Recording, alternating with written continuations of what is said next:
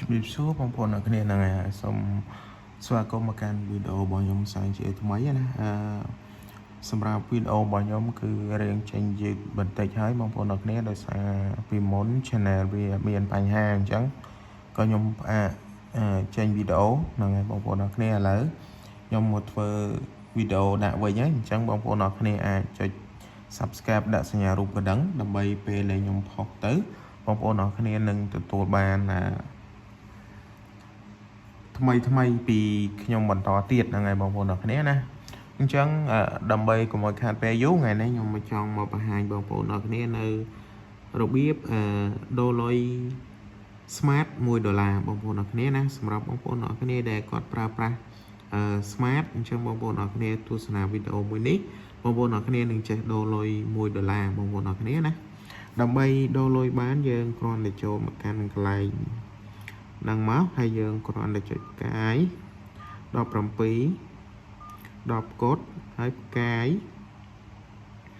ហើយលេខ100ហើយផ្កាយលេខ1ត្រង់ជ្រូកបញ្ជូនបងប្អូនអ្នកគ្នាណាអញ្ចឹងបើសិនជាបងប្អូនទាំងអស់គ្នាចុចបែបនេះពេលដែលបងប្អូនអ្នកគ្នាបញ្ចូលលុយលើកក្រោយទៅអញ្ចឹងបងប្អូនអ្នកគ្នាមិនដូចថាមិនតម្រូវឲ្យដូរលុយម្ដងទៀតទេគឺយើងអាចនឹងដូរលុយបានដល់អូតូណាបងប្អូនអ្នកគ្នាគាត់តែបញ្ចូលលុយទៅ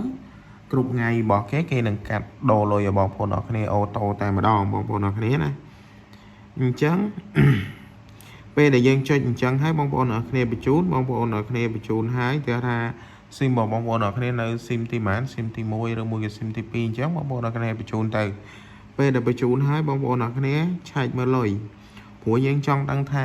ពេលដែលយើងបញ្ចូលទៅគឺវាបានលុយឬអត់ព្រោះថាសុំទោស